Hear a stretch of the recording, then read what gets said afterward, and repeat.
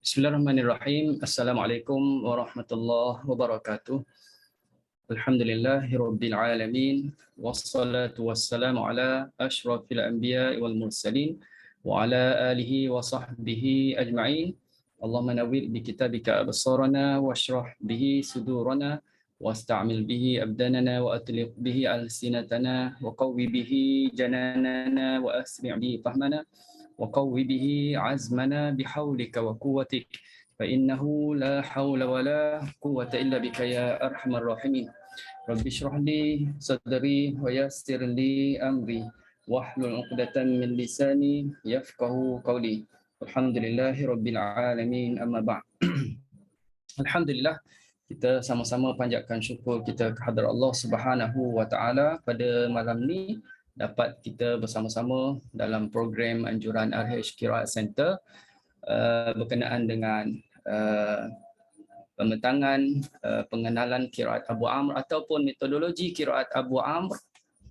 Insya-Allah, terima kasih kepada Datin selaku pengasas kepada RH Qiraat Center dan juga kepada tim Kak Lina, Kak Ros dan lain-lain yang bantu untuk memudahkan program pengajian kita pada malam ni. Dan bukan setakat malam ni, setiap kali bertemu lah ya. Dan juga terima kasih kepada tuan-tuan dan puan-puan yang masih lagi setia, yang masih lagi bersama untuk mendalami ilmu Al-Quran, ilmu qiraat. Mudah-mudahan kita dirahmati dan juga diberkati oleh Allah Subhanahu wa taala, insya-Allah. Malam ni adalah pertemuan yang ke-5 dalam bicarakan tentang usul qiraat Abu Amr. Okey.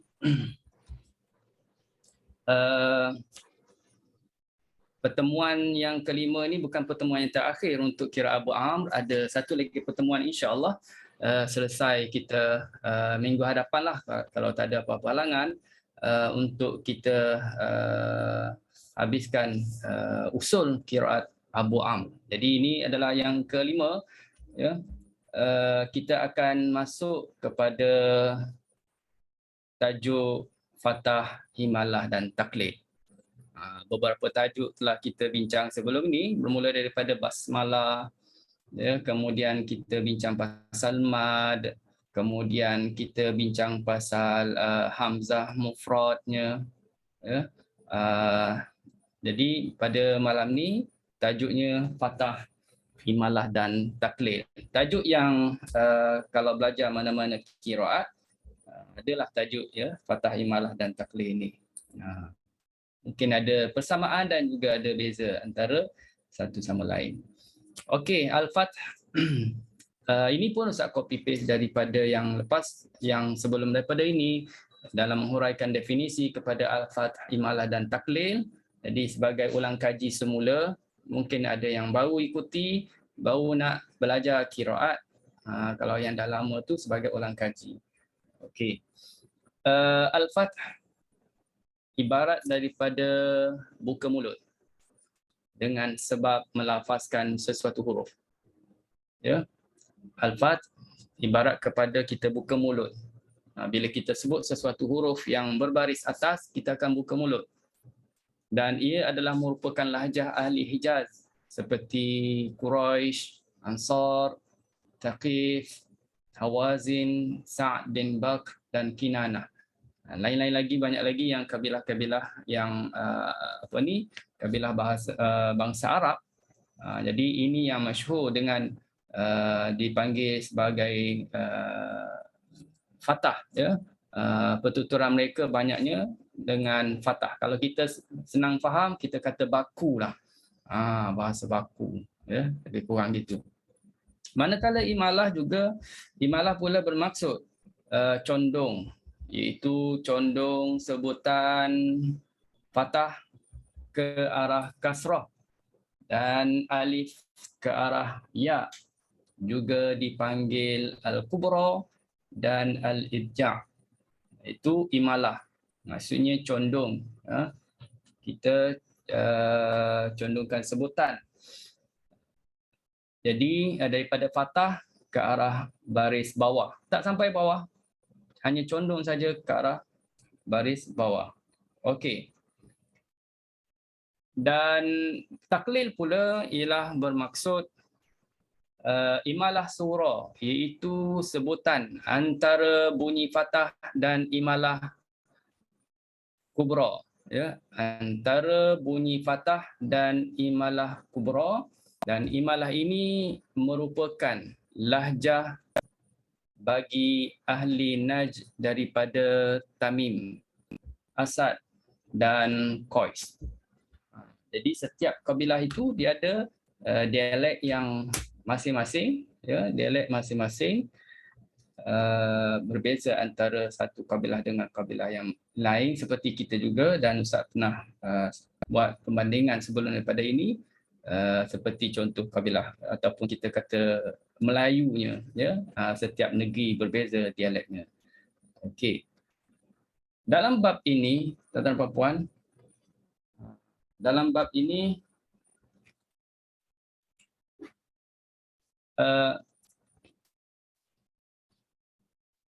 kita akan jelaskan untuk qiraat Abi Amr, tempat atau keadaan yang dibaca dengan imalah bagi Imam Abu Amr. Itu satu. Ya, kita akan tengok manakah tempat-tempat atau keadaan-keadaan yang dibaca imalah bagi Imam Abu Amr. Yang kedua, kita akan tengok tempat atau keadaan yang dibaca dengan taklil bagi Abu Amr. Okey. Yang ketiga, kita akan tengok tempat atau keadaan yang dibaca dengan imalah bagi Imam Ad-Duri. Kalau kita sebut Abu Amr, boleh faham, ya? Pernah Ustaz dah cerita sebelum ni, kalau kita katakan kita sandar kepada Abu Amr, maknanya merangkumi Ad-Duri dengan As-Susi. Jadi satu dan dua tu adalah termasuk Duri dan Susi. Manakala yang ketiga adalah khusus bagi Imam Ad-Duri sahaja, tak termasuk As-Susi. Jadi ada 3 poin kita akan tengok di situ untuk perbincangan Abu Amr ini. Okey. Taklil bagi qiraat Abu Amr. Taklil bagi qiraat Abi Amr. Yang pertama, ini ada formula, ya, formula. Jadi kalau kita ingat formula, senang. Kita tak bergantung kepada Quran Abu Amr itu sendiri. Maksudnya kita bila faham formula, kita pakai Quran Hafs pun insya-Allah maknanya kita akan baca dengan betul ikut qiraat Abu Amr. Tapi kalau kita tak ingat formula, kebergantungan kita pada Quran Abu Amr itu tinggi lagi lah. Macam orang yang dah ingat hukum ikhfa, hukum izhar, idgham dan sebagainya, mereka tak berhajat sangat kepada Quran yang warna-warni itu. Ada Quran tajwid kan warna-warni, kalau hukum dengungnya warna, panjangnya ada warna. Jadi setengah pembaca bergantung kepada warna-warni itu. Setengah juga pembaca dia bergantung kepada ada Quran yang dah siap tulis atas huruf itu, ikhfa lah dia tulis, idgham lah dia tulis kan. Ada Quran yang macam tu, kreatif setengah-setengah pencetak Al-Quran atau penyusunnya membuat untuk memudahkan kepada kita yang mana masyarakat untuk baca Al-Quran dengan bertajwid. Jadi di sini tuan-tuan dan puan, ada poinnya ialah tempat yang dibaca taklil ialah alif ta'nis maksurah. Alif ta'nis maksurah dia biasanya dia akan tersusun daripada 4 huruf, ya. Di mana wazannya adalah berbunyi fa'la, fa baris atas, atau fi'la, fa baris bawah, atau fu'la, fa baris depan. Jadi bila kita dengar bila kita tengok ada satu kalimah itu, dia berbaca dengan contohnya kita kata marda. Marda, pattern bunyinya marda, dibaca dengan apa ni, patternnya sama dengan fa'la. Maka taklilkanlah. Ya, taklillah sebutannya. Okey. Salwa, salwa, pattern bunyinya apa tu, fa'la, sama juga. Jadi taklillah. Salwa, ya. Yahya, sama juga. Bacanya Yahya. Okey. Kemudian kalau bunyi ihda, ihda wazannya fi'la. Jadi kita taklilkan juga ihda huma simahum. Sini mungkin senang bagi mereka yang dah ada asas bahasa Arab, dia boleh faham bila kita sebut wazan fa'la, fi'la, fu'la itu ditaklilkan, maka dia senang sikit untuk memahami kaedah ini. Ya, kalau yang belum ada asas bahasa Arab, cuba fahami sedikit sebanyak tentang yang Ustaz sebutkan di sini. Ya, maksudnya ialah kalau kalimah itu bunyi dia sama pattern dengan fa'la, fi'la, fu'la, ke tatapuan taklilkan. Ya, taklilkan. Paling selamat Qurannya lah, dia ada tanda bulat macam ni. Bagi setengah Quran dia buat bulat macam ni, ya, bulat kosong macam ni menunjukkan taklil. Setengah Quran dia dot, dia tanda titik, itu menunjukkan taklil. Jadi kena faham juga penandaan tersebut. Okey, baik. Jadi contohnya sima, Isa, unsa, unsa, fu'la, sama ya. Dunya, fu'la bunyi juga sama. Musa, fu'la, sama juga bunyinya. Ya. Depannya baris depan, lepas tu ada huruf yang mati, lepas tu ada baris atas. Itu pattern dia. Depan, mati, atas. Ataupun bawah, mati, baris atas. Ataupun baris atas, lepas tu mati, lepas tu baris atas pula. Ada alif maksurah di ujungnya. Jadi dibaca dengan taklil. Okey, itu satu. Yang kedua nampak tak? Begitu juga diimalahkan alif ru'usul ai, sama ada alif itu waw atau ya. Maksud Ustaz di taklil ya, bukan imalah, ni taklil. Ditaklilkan. Imalah di sini maknanya taklil. Ustaz terus tukar, takut tersilap nanti. Taklil. Sekarang kita masih bincang pasal taklil ya. Ditaklilkan. Alif ru'usul ai sama ada asal alif itu waw atau ya, ada 11 surah bagi keadaan tersebut, iaitu An-Najmi, Toha, Al-Ma'arij, Al-Duha, Al-Alaq, Al-Lail, Al-Syams, Al-A'la, Al-Qiyamah, An-Nazi'at dan Abasa. Okey. Jadi surah-surah ini, 11 surah, kalau masih ingat lagi kita pernah bincang yang qiraat lain, tuan-tuan dan puan, sama jugalah. 11 surah ini jugalah yang kita sebut warashnya, yang kita bincang pasal hamzahnya, qiraat hamzah, lagi warash, hamzah. Dan ini yang seterusnya Abu Amr. Maknanya 11 surah ini, setiap kalimah yang di hujung tu yang terdiri daripada dipanggil zilya atau zilwaw, dia ditaklilkan. Ya. Contohnya, kalau kita tengok sini surah Abasa. Abasa wa tawalla, ujung dia tu. Wa tawalla. Jadi taklilkan hujung tu. Wa tawalla. Okey. An ja'ahul a'ma, taklilkan hujungnya tu. Lagipun kita tengok ada tanda, ya, ada tanda bulat tadi. Bulat tadi. Okey. Wa ma yudrika la'allahu yazzakka, taklilkan juga. Au yadzakkaru fatanfa'uhu dzikri. Yang ni lain. Ini bukan zilya. Ini zirra, tapi kita belum sentuh lagi ya zirra. Biar dulu yang ni zikr, biar dulu. Amma man istaghna, Okey, taklil. Fa anta lahu tasadda, taklil. Wa ma 'alaika alla yazzakka, juga kita taklil.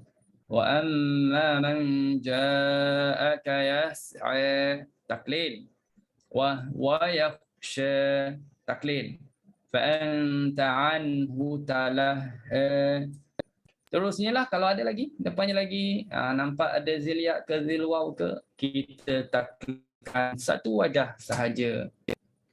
Kaedah yang kedua ini adalah merujuk kepada kalimah-kalimah yang berada di kepala ayat atau kita sebut ru'usul ayat bagi 11 surah yang telah disenaraikan tadi, ya. Okey, selesai. Baik, itu yang kedua. Yang ketiganya pula ialah alif yang terletak selepas huruf ha di permulaan 7 surah. Hamim, yang kita baca gitu dengan fathah, tapi Abu Amr dia taklilkan hamim. Okey, dia taklilkan. Jadi 7 surah ini huruf ha je ditaklilkan: surah Ghafir, surah Fussilat, surah Asy-Syura, Az-Zukhruf, Ad-Dukhan, Al-Jathiyah, Al-Ahqaf. Tuan-tuan dan puan yang dah ada buku ustaz yang qiraah Hamzah ke, yang Warash tu ke, surah yang bermula dengan Hamim dah disenaraikan dalam buku tu, boleh rujuk lagi di situ, ya. Okey, itu yang ketiga. Jadi tanda pun pula macam ni. Baik. Terusnya yang keempat. Di sini pula tentang ada satu kalimah yang berbeza pendapat di kalangan ahli al-adab, ulama-ulama lah, ya, yang mereka meriwayatkan bacaan daripada guru ke guru, disebut ahli al-adab. Mereka khilaf, berbeza pendapat, berbeza cara bacaan maknanya pada alif kalimah kilta. Kalimah kilta ini terletak dalam surah Al-Kahfi ayat yang ke-33. Ya, surah Al-Kahfi ayat 33. Kiltal jannatain. Setengah daripada ulama ahli adab itu berpendapat bahawa alif itu adalah untuk tasniyah. Alif itu untuk tasniyah, menunjukkan dua. Ya, dua. Okey, itu dipanggil tasniyah. Dan ini pendapat al-Kufiyin, ulama-ulama Kufah, dan juga mazhab jumhur. Kebanyakan ulama beranggapan kilta itu adalah untuk tasniyah, menunjuk kepada kuantiti dua. Jadi mereka ini tak taklilkan kalimah kilta, mereka baca fathah kiltal jannatain atau berhenti kilta. Tapi mengikut ulama Basriyin pula, mereka berpendapat bahawa alif itu adalah taknis, alamat bagi muannas. Jadi atas wazan fi'la yang Ustaz dah sebut awal tadi, fa'la, fi'la, fu'la, pattern bunyinya kilta sama dengan fi'la. Maka bila berpegang kepada demikian, maka ia dibaca dengan taklil. Kilta, kilta. Itu pun ketika kita baca dengan waqaf. Kilta. Kalau sambung memang tak baca lah. Kenapa tak baca kalau dengan taklil kalau kita baca sambung? Kerana depannya ada huruf yang mati. Itu bagi kalimah-kalimah lain pun sama, ya. Tak ditaklilkan apabila ada huruf mati depannya. Jadi di sini sebenarnya boleh dua cara lah. Sama ada baca fathah kilta ataupun kita taklilkan kilta.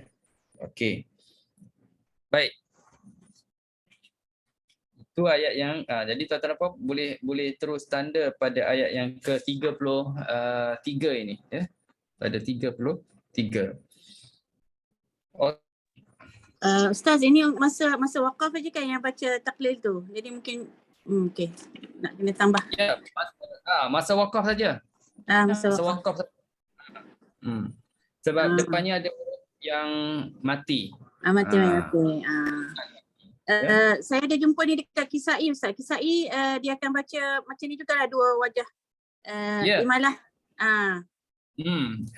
Dia itu pun ketika berhenti lah. Ketika berhenti. Sama juga dia punya sebab dia, Ustaz. Sama ke macam ni? Sama. Ya, sebab dia perbahasan dari segi ulama bahasa, ada di sana Kufah dengan Basrah. Yang yang qiraat Hamzah pun sama juga. Ya, Hamzah pun sama. Telah dibincangkan. Okey. Baik, Ustaz. Terima kasih. Okey, sama. Seterusnya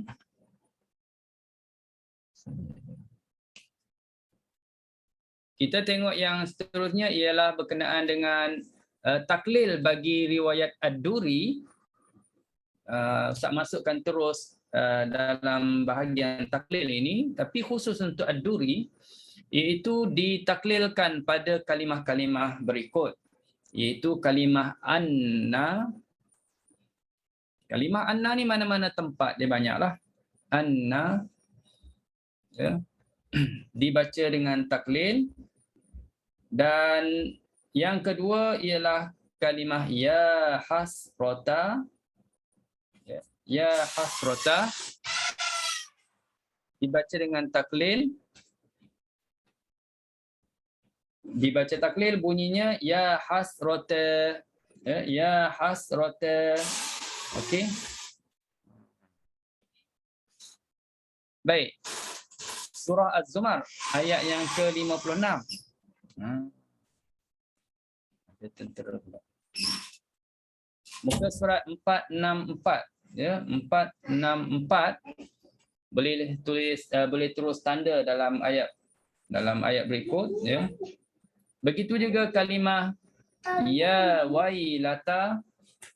Kalimah ya wailata dibaca dengan taklil, terletak pada surah Al-Furqan ayat 28.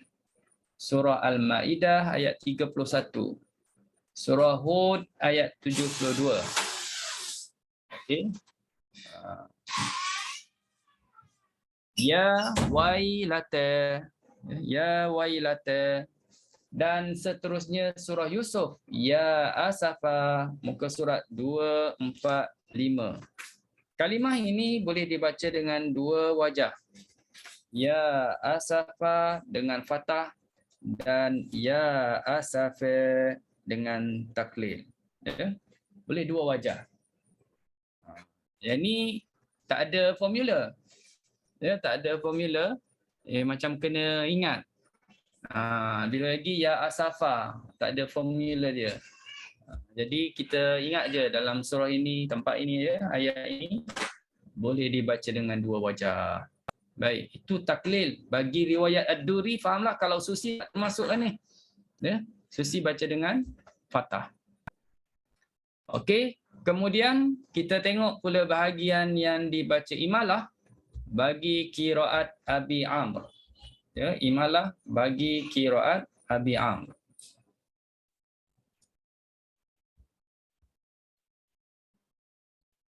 Setiap alif yang diresam dalam mushaf Osmani dengan huruf ya dan sebelumnya terdapat huruf ra.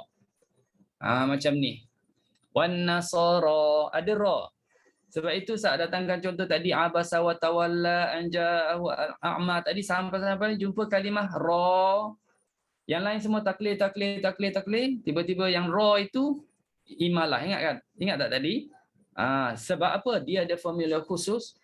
Dia dibaca dengan imalah bagi mana-mana kalimah yang ada huruf, ada ra, selepasnya ada alif maksurah yang dia tulis dengan huruf ya tu. Wan nasara, baca imalahnya. Wan nasari. Kalau dalam Quran Ustaz, PDF Ustaz tu dia bezakan antara taklil dan imalah melalui tanda titik ataupun bulat kosong. Kalau titik untuk imalah, kalau yang bulat kosong itu untuk taklil. Ustaz tak pastilah Quran tuan-tuan dan puan, mungkin berbeza sikit. Setengah Quran mungkin yang bulat kosong untuk imalah, titik tu taklil. Mungkin boleh jadi gitu juga ya. Ada yang bentuk diamond pun ada juga ya. Jadi berbeza. Okey. Wan nasari imalah. Wa busyri imalah. Nari itu imalah juga ya. Dibaca imalah. Naro dibaca dengan imalah juga. Nari. Ukhrakum. Ini pun sama. Zira diimalahkan bacanya ukhrikum. Ukhrikum. Dan ishtara imalah juga bacanya ishtari. Okey, ini senang kan? Yang ro tu tak adalah formula seperti tadi, wazannya ya. Kena macam kita kena hafal wazan-wazan tadi, kena faham pula kaedah wazan tadi. Okey. Baik, seterusnya perhatian. Dalam kita bincangkan pasal zira ini yang diimalahkan, kita nak ambil maklum juga berkenaan dengan kadang-kadang kita jumpa kalimah zira depannya ada huruf mati. Ya. Ada zira selepasnya ada huruf mati. Di sini Imam As-Susi dia boleh baca dengan dua wajah. Ya, boleh baca dengan dua wajah. Okey.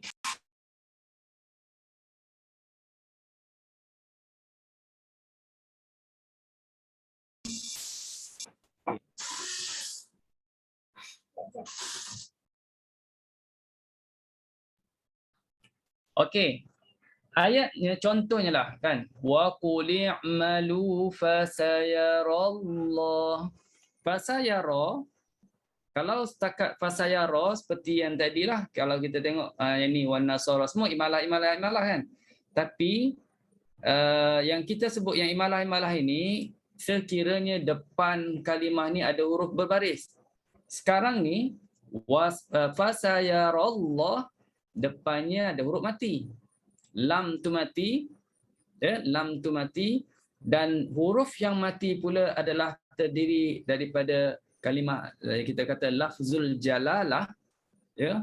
Dan sebenarnya bukan khusus untuk lafzul jalalah saja, mana-mana kalimah lain yang awalnya mati. Contoh yang Ustaz bawa ni ada lafzul jalalah. Jadi nak sebutnya di sini Imam Susi dia boleh baca dua wajah. Ini khusus bagi Susi. Dia boleh baca fasayara dengan fathah fasayarallah, dan dia boleh baca dengan imalah fasayarillah. Fasayarillah.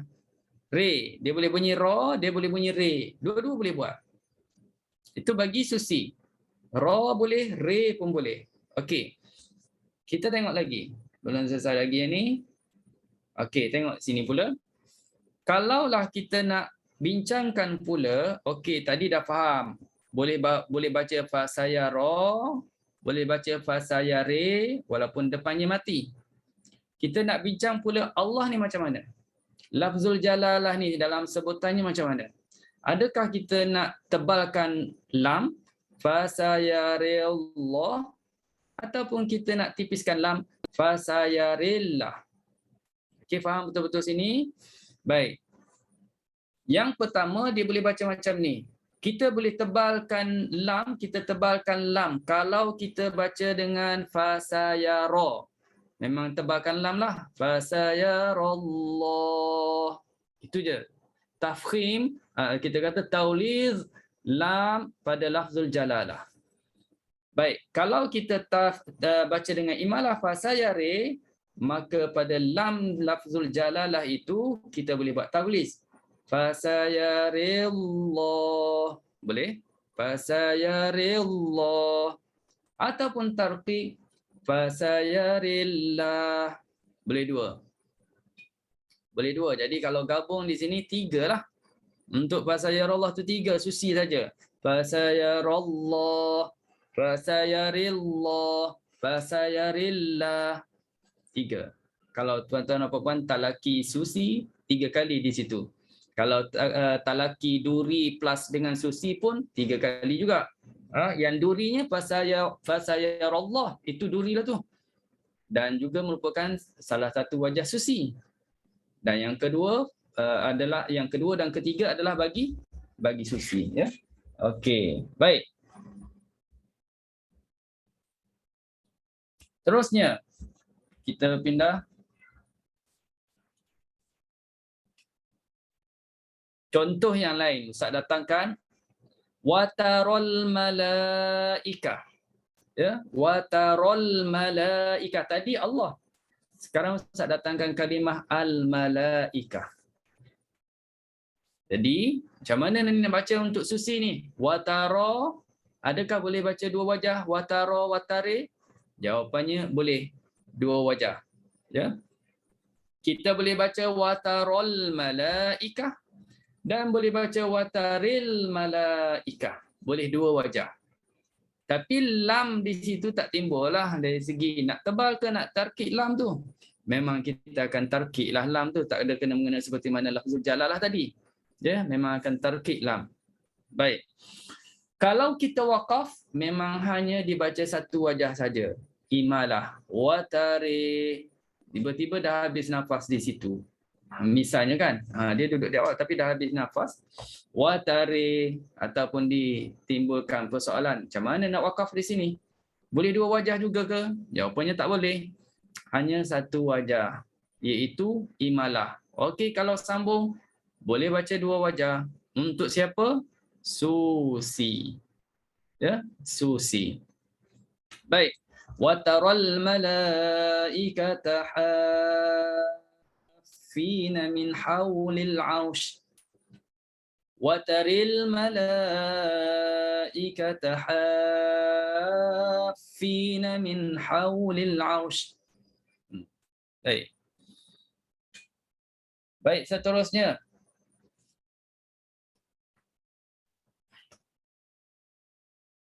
Yang kedua ialah Abu Amr juga baca imalah pada. Ini tempat yang dibaca imalah juga, ya. Pada alif yang terletak selepas ra di permulaan surah. Ya, pada permulaan surah dibaca dengan imalah. Alif lam re, imalah. Ini dah tak asing lah kalau orang yang dah lama belajar qiraat. Alif lam re, ya, dibaca dengan imalah. Okey. Begitu juga dalam awal surah Ar-Ra'd. Alif lam mim re. Ya, alif lam mim re. Okey. Alif lam mim re. Ya, imalah. Okey, baik. Seterusnya. Yang seterusnya ialah alif yang terletak selepas ha. Ya, permulaan surah Maryam. Ya, kalau kita tengok dalam surah Maryam, dibuka surah Maryam, kaf. Itu tak ada imalah lah. Yang kita nak imalahnya ialah huruf ha saja. He, ya pun tak imalahkan di sini. Ya, imalah ha saja. Kaf, he, ya, ain, sad. Boleh, ya? Okey. Kalau di surah Maryam, dia hanya imalahkan huruf ha sahaja. Manakala kalau kita tengok surah Taha pula diimalahkan bagi Abu Am, ya, huruf ha, ta, he, diimalahkan huruf ha juga, ha saja, ya. Ta, he, ta tu tak imalah. Sebutan untuk kalau kita ambil keseluruhan qiraat, ya, dalam Toha nak tunjuk banyak bermacam-macam ataupun terdapat beberapa bentuk qiraat pada Toha ini. Satu Toha, satu lagi Tohi, ya, imalah. Satu lagi Tehi, dua-dua to dengan ha tu diimalahkan. Okey. Tapi yang Abu Am tu hanya huruf ha sajalah. Diimalahkan seperti mana kaf ha ya ain sad. Kaf he ye. Okey, baik. Terusnya yang ketiga. Yang ketiga ialah berkenaan dengan kalimah ra'a. Kalimah ra'a Abu Amr hanya imalahkan huruf hamzah sahaja dan terletak sebelum huruf berbaris. Dia kalau depannya ada huruf berbaris, maka hamzah itu diimalahkan. Ra'ahu bacaannya ra'ihu. Ra'a kaukaba bacanya ra'i kaukaba. Imalah. Jadi Qurannya senang, dia dah letakkan tanda yang menunjukkan imalah tersebut. Itu kalau kita baca sambung ke, kalau waqaf ke, tetap dibaca imalahkan huruf hamzah, ra'i. Okey? Baik. Jadi yang ni kalau kita tengok tuan-tuan dan puan, sama ada kalimah ini dia tak bersambung dengan dhamir. Seperti surah Al-An'am. Falamma janna 'alaihi al-lailu ra'a kaukaba. Ra'a tak ada depannya hu ataupun ha, terus huruf kaf kaukaba. Yang penting kaf tu berbaris. Maka imalahkan hamzah. Ra'i kaukaba. Atau yang kedua surah Yusuf ayat 28. Falamma ra'i qamisahu qudda min dubur. Ra'i qamisahu. Baik. Ataupun kita lihat dia bersambung dengan dhamir, iaitu dhamir mukhatab seperti berada pada pada ayat yang berikut. Mukhatab tu ganti nama diri kedua lah, yang berarti engkau, seperti engkau contohnya, ganti nama kedua mukhatab lah.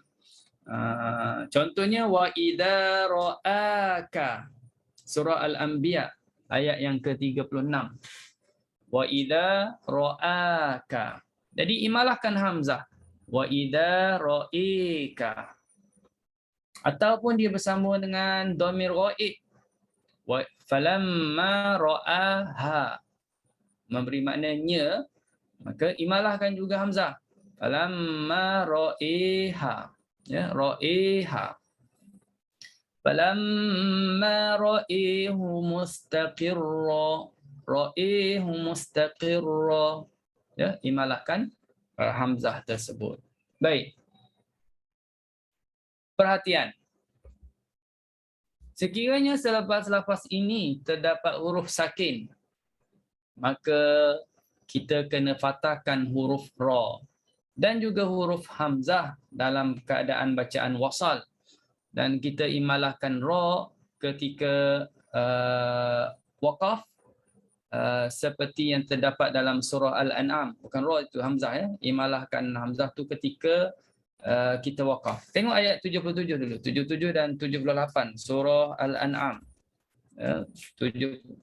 Ayat surah Al-An'am pada muka surat, tengok muka surat,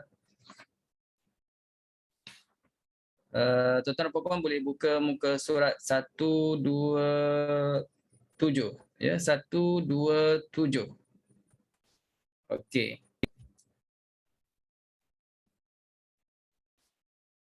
Kalau kita baca dengan keadaan wasal, memang kita tak boleh nak imalahkan lah. Ya, kita tak boleh nak imalahkan pada huruf ra dan juga pada huruf hamzah. Terus saja. Tapi kalau kita kalau kita waqaf, maka kita imalahkan huruf hamzah. Ya, Ustaz silap di slide itu, bukan huruf ra, huruf hamzah. Okey. Jadi macam ni. Falamma ra'al qamar. Tengok ra'al qamar, ra'as syams. Contohnya ra'al qamar pada huruf lam yang mati. Maka tuan-tuan dan puan, bacaan secara wasal kita tak imalahkanlah huruf hamzah tadi. Ya, huruf hamzah kita tak imalahkan. Tapi kalau kita baca waqaf, kita akan imalahkan hamzah, ro'i. Seperti yang tadi. Seperti yang awal tadi ro'a kaukaba ya. Ro'a kaukaba. Kalau tuan-tuan dan puan-puan ada Quran qiraat 10, Quran qiraat 10 dalam bahasa Arab, maksudnya ada sedikit ralatnya dalam Quran qiraat 10. Jadi boleh betulkanlah dalam Quran qiraat 10 tu dia ada tulis di situ imalahkan huruf ra. Imalahkan huruf ra ketika kita baca dengan untuk huruf ni ya. Sekali lagi saya tunjuk semula ya. Ni. Yang ni. Saya tak pasti tuan-tuan dan puan-puan sebab ini cetakan lama dalam buku Ustaz, cetakan ni cetakan yang lama. Kalau tuan-tuan dan puan-puan ada Quran qiraat 10 cetakan lama, sila ambil perhatian di situlah supaya dapat perbetulkan ini berkenaan dengan kalimah ra'a. Pada muka surat 127 ya, 127. Kalau siapa yang ada 137 ke Ustaz? Ya. Bukan 137 ke? 137, sorry, 137. Mata dah depan komputer lama ni kurang nampak sikit. Kalau tuan-tuan dan puan ada Quran yang terjemahan Melayu punya, Melayu tu sekarang ni dah ada yang terjemahkan yang Quran qiraat 10 ni. Jadi sila tengok langsung, boleh kita sama-sama kalau apa ni ada silapan boleh perbetulkan terus berkenaan dengan hukum imalah pada kalimah ra'a ini. Kalau ada lah, tak ada kita boleh terus saja untuk pembincangan seterusnya. Okey.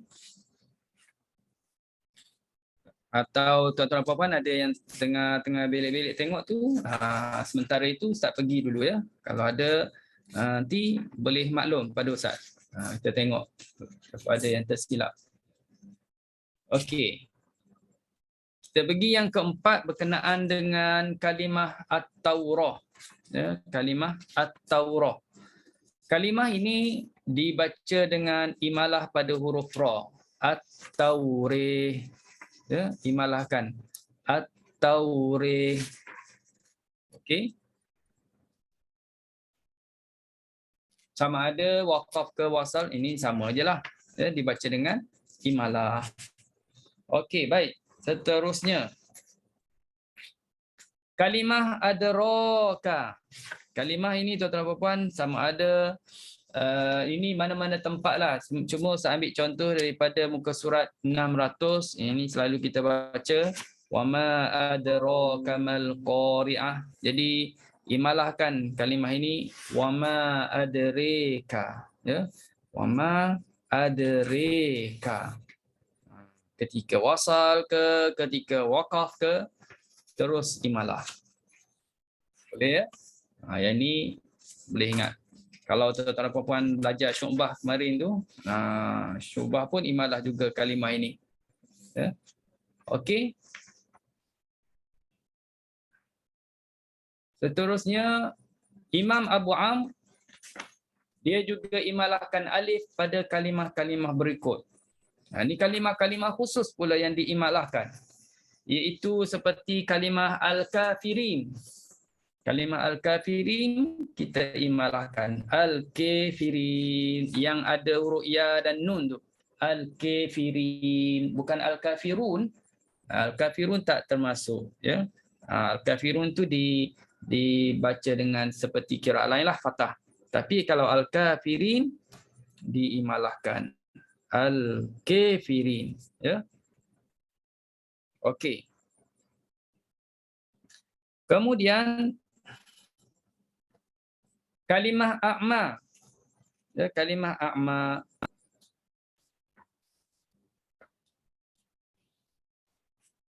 Kalimah a'ma ini dalam surah Al-Isra. Kalau pergi ke muka surat 289, kita akan jumpa ayat yang ke-72, kalimah a'ma ada 2 kali. وَمَنْ كَانَ فِي هَذِهِ أَعْمَى fahuwa fil akhirati a'ma. Ada 2 kali kalimah tersebut dan dua-dua tu maknanya buta. Ya. Kedua-dua ini maknanya buta, tetapi bagi bacaan Abu Amr, dia imalahkan kalimah yang pertama sahaja. وَمَنْ كَانَ فِي هَذِهِ أَعْمِي فَهُوَ فِي الْآخِرَةِ أَعْمَى. Macam pelik gitu. Pelik macam mana? Kenapa a'ma ni dibeza-bezakan? Ya, dibezakan yang pertama dengan yang kedua dari segi bacaan, padahal maknanya sama. Ya, ayat pula ayat yang sama, ya, surah yang sama, tapi tempat pertama saja imalah, tempat kedua tu tidak. Inilah nak menjadi sebagai orang panggil penyokong ataupun menguatkan lagi kepada kita kefahaman tentang qiraat ini. Dia bukan terletak pada formula semata-mata, tak ada, bukan bergantung kepada kaedah semata-mata. Ia ada rukunnya. Rukunnya apa? Bersambung sanad. Dalam sanadnya begitu. Daripada guru ke guru ke guru ke guru tu hanya a'ma satu tempat ini saja diimalahkan. Tempat yang pertama ini saja yang diimalahkan, tempat yang kedua tak. Maka sampai kepada kita pun mengikut qiraat Abu Amr macam itulah. Ya. Bentuknya. Adakah semua qiraat begitu? Tak juga.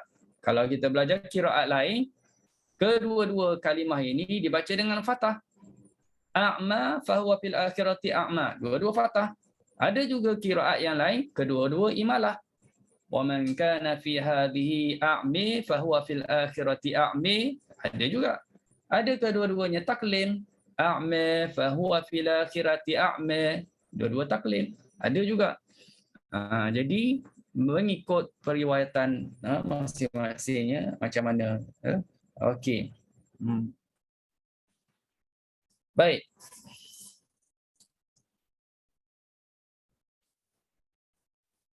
Terusnya ialah kita tengok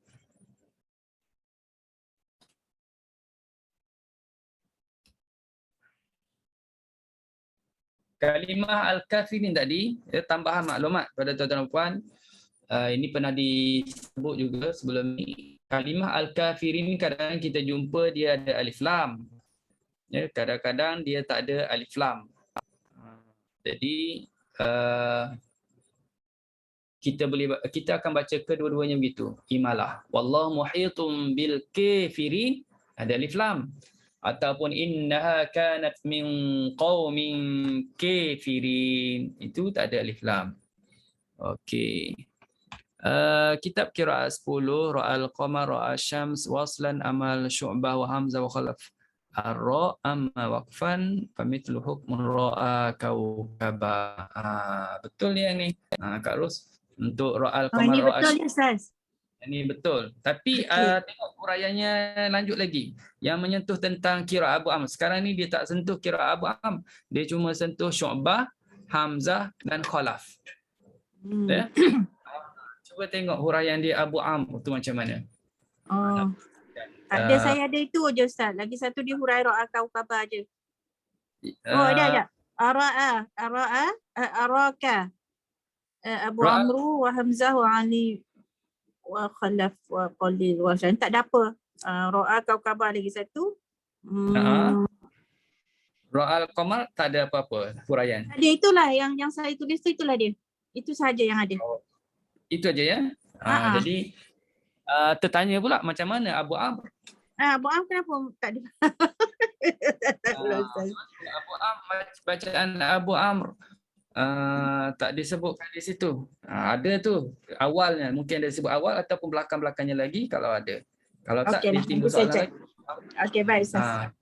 Itu cetakan tahun berapa tu? Allahu tak tahu dah pula. Tak tahu pula. Okey, tak apa. Nantilah saya cari. Saya mesej Ustaz. Okey, baik. Baik, seterusnya ialah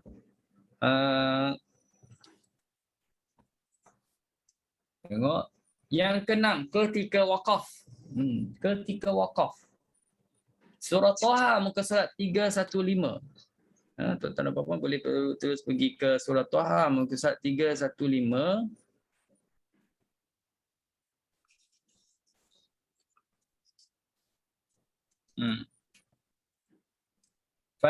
فلا نأتينك بسحر مثله فاجعل بيننا وبينك موعدا لا نخلف نحن ولا أنت مكانا سوى.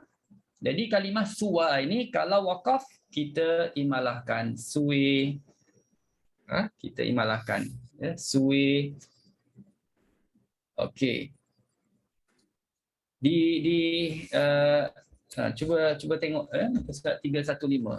Dan tanda terus. Kalau jumpa tanda terus, senang nanti nak talaki dah tak ada masalah lagi. Ya, kita dah tahu cara bacaannya. Okey, kalimah suara. Betul ke 315. Ustaz, Ayat yang 5. dalam Abu Am ni dia tulis siwe. Sin tu baris bawah. Sin tu baris bawah. Betul. Ayat 57. Betul. Dia baca dengan suwa dia baca dengan sin baris bawah. Yeah. Cuma yang nak highlightkan tentang imalah. Dari segi fasih huruf dia baca beza dengan hafs. Sin tu baca baris bawah, ya. Siwa jadi siwe. Okey. Okey. Ada beberapa imam juga yang lain yang baca dengan imalah tersebut.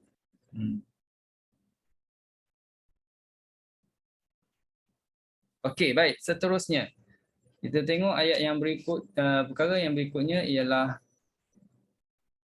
imalah bagi Abu Amr juga merujuk kepada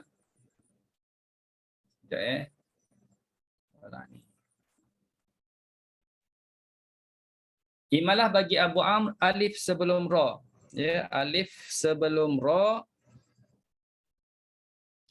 yang berbaris bawah. Alif sebelum ra berbaris di bawah. Jadi kalimah an-nari, kalimah al-fujari, kalimah diyarikum, kalimah absarihim, semuanya kita baca dengan imalah. Kaedahnya apa? Kaedahnya ialah ra baris di bawah. Sebelum ra terdapat huruf alif. Itu kaedahnya. Jadi bagi Abu Am, tuan-tuan dan puan-puan semua imalahkannya. Sama ada waqaf ke atau wasal ke, imalahkan. Ya. Okey.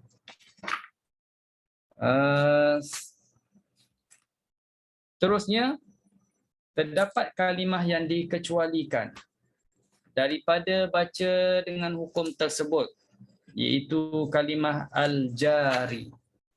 Kalau tengok al-jari, kita boleh katakan di sini ra baris bawah. Ra baris di bawah. Tapi sebelumnya juga alif, tapi kalimah ini tak dibaca dengan imalah.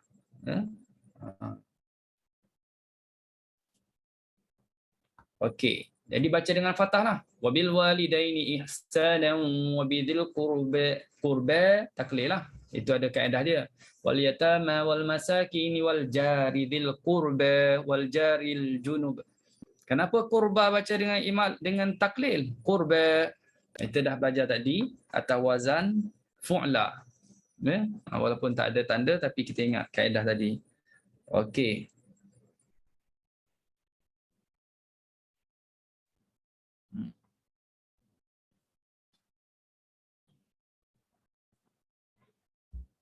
Okey, Ustaz minta maaf yang tadi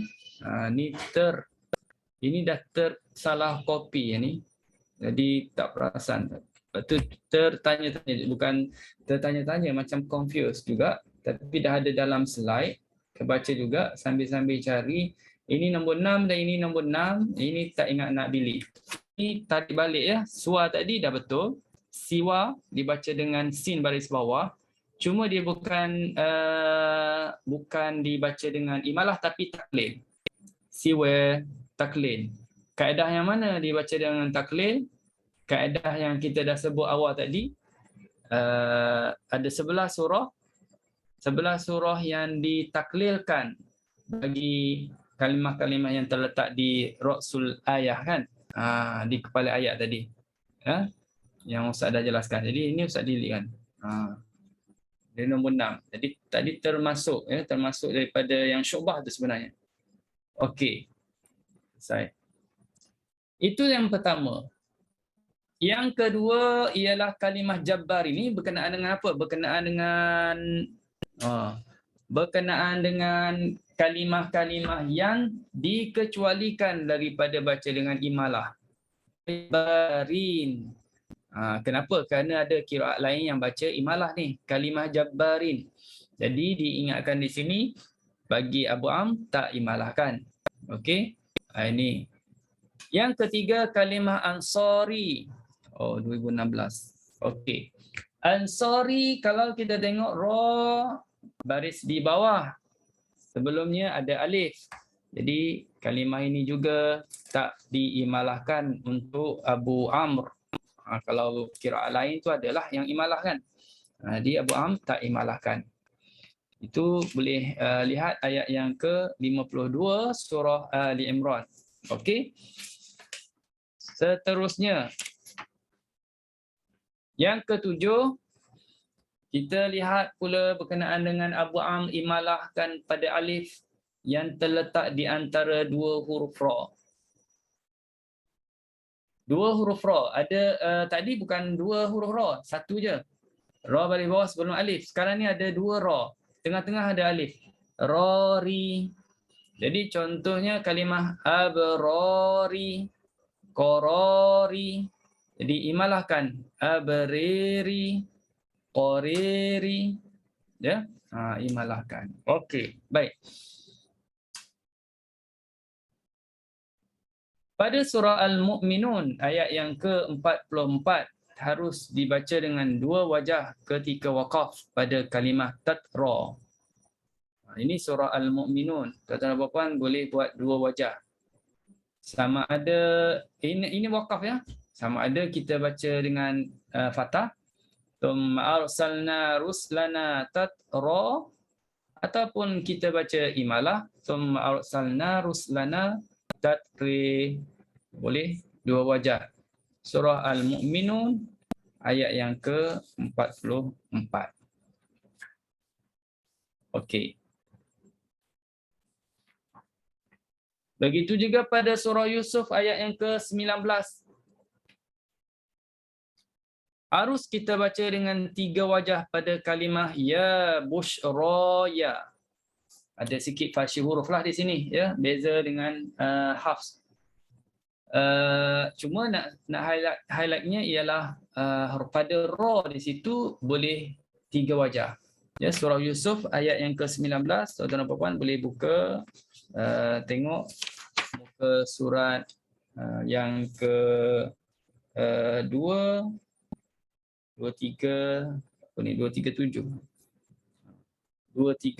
ya. 237 ayat 19. Jadi kalimah ini bagi Abu Am, satunya kita tahu dia ada fasih huruf, ada tambah, ada hidupkan ya ujung tu. Kalau hafs ya bushra, itu je. Qala ya bushra hadha gulam. Tapi bagi Abu Am dia baca ada ya dihidupkan baris atas. Okey, dan dia baca tiga wajah pada ra, ya bushra ya satu. Yang kedua ya bushri ya dua. Yang ketiga taklid ya bushra ya bushra ya. Okey. Jadi tiga wajah di situ. Baik.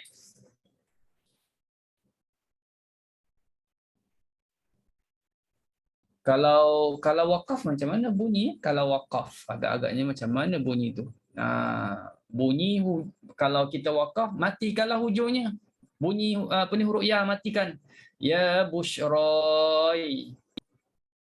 Ya bushrai. Itu fathah tu. Kalau imalah ya bushri. Kalau taklil ya bushrai. Ujung tu matikan. Ya. Okey, baik. Kemudian kita pergi lagi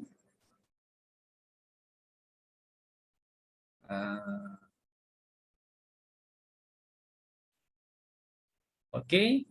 Imam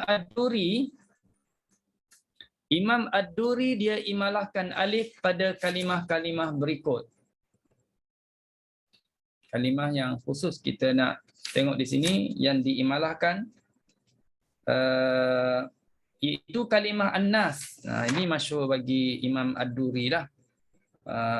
Setengah-setengah pembaca akan pendengarkan bacaan yang berbeza dengan qiraat Abu Amr riwayat Ad-Duri, dia ambil kalimah yang ada kalimah An-Nas, ya, kalimah An-Nas. Jadi imalahkan An-Nis. Kalau kita baca qul a'udzu birabbin nas, kita imalahkan An-Nas lah. Ini Duri ya, bukan Susi. Duri saja. Qul a'udzu birabbin nis, malikin nis, ilahin nis, min syarril waswasil khannas. Itu tak khannas. Walaupun bunyi sama-sama nas, tapi dia nak kalimahnya tu. An-Nas. An-Nas tu makna manusia. Khannas bukan makna manusia. Jadi yang khannas tak imalahkan. An-Nas saja imalah. Ya. Okey. Syaratnya kena ingat. Sin baris di bawah. Okey. Kalau sin baris atas, An-Nasa. Sin baris depan, An-Nasu. Boleh? Baik. Yang ni dah terangkan tadi. Okey. Ini pun dah. Okey. Yang ni tak. Oh, dah masuk. Okey, selesai ya. Selesai tentang perkara-perkara yang kita bincang berkenaan dengan fathah, imalah dan taklil. Fathah, imalah dan taklil untuk Abu Amr dan khusus untuk Ad-Duri. Ya. Jadi mudah-mudahan sikit sebanyak dapat jadi panduan lah kepada tuan-tuan dan puan yang nak talaki qiraat Abu Amr. Okey. Baik, terusnya kita pergi kepada tajuk saktah. Ini tajuk ringkas saja. Senang aja tajuk saktah ini. Bukan macam qiraat Hamzah lah. Qiraat Hamzah panjang lebar tentang saktah. Okey, saktah bermaksud berhenti sekejap dalam tempoh 2 harakat, kemudian teruskan bacaan dengan nafas yang sama. Itu makna saktah. Definisi saktah ni sama dengan yang dah disebutkan sebelum daripada ni dalam pembincangan kita dengan qiraat-qiraat yang lain. Sama saja makna saktah. Maknanya kita waqaf ya, kita berhenti tapi nafas tu kita guna nafas yang sama bila kita sambung bacaan. Jadi ringkasnya tajuk ini senang. Ambil maklum Abu Amr tiada saktah. Selesai tajuk ni. Abu Amr tiada saktah. Yang kita duduk saktah-saktah tu bagi Hafs tu ada saktah lah kan dalam surah Al-Kahfi. Dalam surah Al-Kahfi pula. Betul, surah Al-Kahfi, surah Yasin ke, surah Al-Qiyamah ke, surah Al-Mutaffifin. Ya. Okey. Tapi di sini kita tengok contohnya dalam surah Al-Kahfi, kalau kita baca dengan sambung, ya, tadi dah sebut tak ada saktah. Ada sing lagi tu, ini Quran yang Hafs punya. Ustaz ambil Quran Hafs. Kalau Qurannya dah tak ada sing lah. Kalau Qurannya ada tak? Ustaz tak masuk ya? Ustaz tak masuk dalam ni. Kalau kita baca Quran Abu Amr, mungkin dia dah letak tanda baris 2 di atas iwaja itu. Ya, menunjukkan kalau waqaf jadi mad iwad, kalau sambung berdengung untuk hukum ikhfa. Walam yaj'al lahu 'iwajan qayyiman liyunzira ba'san syadida. Kalau sambunglah jadi bertanwin dan berdengung untuk hukum ikhfa. Boleh? Itu satu. Begitu juga kalau surah Yasin, kalau kita sambung tak ada lagi saktah. Marqadina hada. Ya, kalau berhentilah, ambil nafas yang barulah kalau kita teruskan bacaan. Kalau kita berhenti dan kita nak mula pula ayat kalimah berikutnya, kita ambil nafas yang baru sebab dia tidak berlaku saktah di situ untuk Abu Amr. Begitu juga dalam surah Al-Qiyamah, muka surat 578, wa qila man raq, untuk Hafs ada saktah bagi Abu Am terus saja jadi idgham. Waqila marraqa, ya. Terus masukkan nun dalam huruf ra. Waqila marraqa. Okey. 5/8 dalam surah Al-Mutaffifin, kalla bal rana. Kalau baca Hafs kita saktahkan kalla bal rana. Kalau kita baca Abu Am teruskan masukkan lam dalam ra idgham, kalla barrana. Ya, kalla barrana. Baik. Cuma ambil perhatian untuk Abu Am sebenarnya bagi mana-mana qiraat ini. Ya. Apabila kita baca surah Al-Haqqah dan kita nak sambung ayat 28 dengan 29, ya, bila kita nak sambung maka Abu Am dia boleh baca dua wajah. Ya, semualah senangnya cakap semuanya. Semua qiraat. Iaitu dua wajahnya kita boleh baca dengan dengan idgham dan izhar. Bila izhar berlakulah saktah. Ya, ayat 28 nak sambung 29. Kalau berhenti, okeylah, senanglah berhenti. Ma'auna anni maliyah, adalah huruf ha tu. Kalau kita sambung, sambung inilah sama ada kita nak baca idgham, masukkan ha dalam ha. Ha pertama masuk dalam ha kedua. Ma'auna anni maliyah halak, maliyah halaka. Itu idgham. Maliyah halaka. Ataupun kita baca dengan izhar. Izharkan huruf ha. Bila kita izharkan ha, maka kita kena buatkan saktah di situ. Ma'auna anni maliyah. Kita saktah. Maliyah halaka anni. Untuk izhar, untuk zahirkan huruf ha. Maliyah halaka anni. Jadi kalau kita tak buat saktah, kita tak akan nampak huruf ha yang kita izharkan, ha yang mati tu. Jadi idgham jugalah kalau kita tak berhenti sekejap. Ya, kalau kita nak izhar maliyah halaka, contohnya lah kita sambung tanpa kita buat saktah, ma'aghna anni maliyah halaka, kita akan nampak di situ macam ada idgham juga. Padahal kita izhar. Jadi sebab itu di sini kalau tuan-tuan dan puan buat wajah izhar, maka saktahkan dia. Ya, ini semua mana-mana bagi kira-kira yang baca dengan mengekalkan huruf ha lah. Ya, okey. Surah Al-Haqqah habis. Ya, izhar, wajah ini disertakan dengan saktah. Idgham, masukkan ha pertama dalam ha yang kedua. Okey, selesai. Untuk tajuk saktah. Sebenarnya ringkas saja, tapi sebagai orang panggil takut terkejut sangat habis dengan begitu je Abu Am tak ada saktah. Jadi pendek sangat, ya, ringkas sangat. Kita tengok yang ke-11, pertemuan dua huruf mati. Mungkin tajuk ini tajuk yang akhir untuk malam ni, berkenaan dengan pertemuan dua huruf mati. Ya, kita berakhir dengan mati. Okey. Iaitu Abu Amr membaca dengan baris bawah seperti mana riwayat Hafs pada huruf mati yang terletak sebelum hamzah wasal.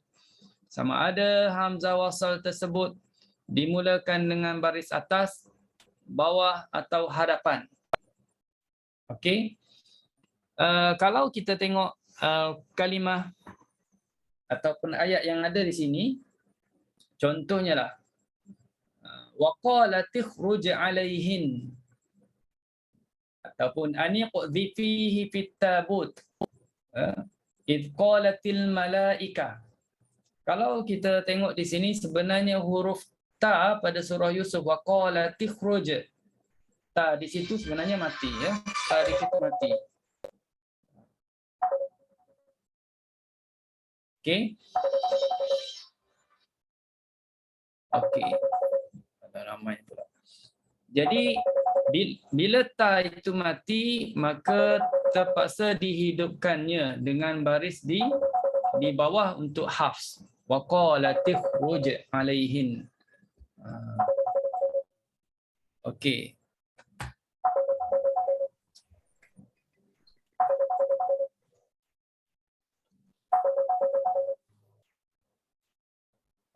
Bawa WhatsApp tu Ustaz. Itulah tak tahu nak matikan tu. Dia kena pergi ke WhatsApp. Dia kena pergi ke WhatsApp baru boleh tutup. Itulah kiri kanan kat telefon ada, keluar di komputer ada. Malam ni macam ada banyak yang datang. Jadi pembentangan pun agak-agak banyak tengah fikir sebenarnya. Okey. Baik. Jadi waqalati khuruj alaihinna, asalnya ta itu mati, maka dihidupkan dengan baris di bawah untuk riwayat hafs. Ya, bagi takhallus iltiqa' sakinain, untuk kita mudahkan bacaan bila ada dua huruf yang mati kan. Okey, kalau kita Ustaz tutup WhatsApp nanti. baik. Aniqdhi fihi fit tabut. Nun yang nampak baris di bawah sebenarnya mati. An. Jadi dihidupkan juga dengan baris di bawah. Okey. Id qalatil malaikah, sama juga. Asalnya ta tu mati. Tapi dibariskan dengan baris bawah. Jadi bacaan hafs kita Abu Am dia sama dengan riwayat hafs. Apabila terdapat depan huruf mati itu ada hamzah wasal, dan hamzah wasal itu dimulakan dengan baris atas ke bawah ke hadapan. Boleh faham? Kalau kita tengok pada waqalati khruj, hamzah wasal kalau nak mula kita akan mula baris depan, betul? Ukhruj. Aniqdhi fihi fit tabut, kita akan mula baris bawah. Iqdhi fihi. Idh qalatil malaikah, kita akan mula hamzah wasal dengan baris atas. Al malaikah. Jadi semuanya dibaca dengan huruf yang mati tu, sebelum tu dibaca dengan baris di bawah. Okey. Tapi kita tengok ya. Begitu juga sekiranya huruf nun mati daripada tanwin bertemu dengan hamzah wasal. Abu Amr baca dengan baris nun tu, bariskan nun tu dengan baris di bawah juga seperti riwayat Hafs. Wajaa biqalbin munib. Kalau sambung, wajaa biqalbin munibin idkhuluha. Nun tu akan jadi baris di bawah. Birahmatin udkhulu. Birahmatin udkhulu. Kalau sambung, birahmatin idkhulu. Khabithatin ujtussat. Khabithatin ujtussat. Kalau kita baca sambung, khabithatin ijtussat. Jadi nun yang ada pada tanwin juga dihidupkan dengan baris di bawah. Okey? Boleh faham situ? Dihidupkan dengan baris bawah seperti mana Hafs, ya? Kecuali ada kecuali. Bukan semua. Apabila huruf yang mati sebelum hamzah wasal itu terdiri daripada huruf lam ataupun huruf waw. Ya, lam atau waw. Maka ia dibaca dengan baris depan. Ya, dibaca dengan baris depan sekiranya hamzah wasal itu dimulakan dengan baris depan. Faham? Okey, contoh. Kalau kita tengok kalimah ini, walau anna katabna alaihim aniqtulu. Nun tu asalnya mati. An uqtulu asalnya mati itu nun, tapi oleh kerana depannya ada qaf yang mati, maka dihidupkan baris bawah. Aniqtulu anfusakum. Pada awi khruju, ya, awi khruju, waw tu mati asalnya. Hafs baca baris bawah awikhruju, tapi Abu Amr dia baca dengan waw baris depan awukhruju. Sebab apa kita dah sebut tadi? Kecuali huruf apa? Waw dengan huruf lam, kan? Waw dengan lam. Jadi sebab itu ada yang tanya, Ustaz, kenapa ini ya? Kenapa Abu Amr aniqtulu tak dibaca anuqtulu? Sedangkan mulanya hamzah wasal baris depan. Uqtulu. Macam awukhruju ini jelaslah nampak baris depan sebab mula dengan ukhruju. Dia lupa. Yang dikhususkan untuk baca baris depan huruf yang mati sebelum hamzah wasal itu adalah untuk waw dengan lam. Ini lam. Sekarang ada dua-dua. Lam ada, waw ada. Jadi bacaannya ialah qul ud'ullaha aw ud'ur rahman. Qul ud'ullaha aw ud'ur rahman. Yang mana Hafs kita baca apa? Qul ud'ullaha aw ud'ur rahman. Nampak? Jadi itulah apa ni, kita kena ingat ya. Kita kena ingat kalau kita baca Quran Hafs lah.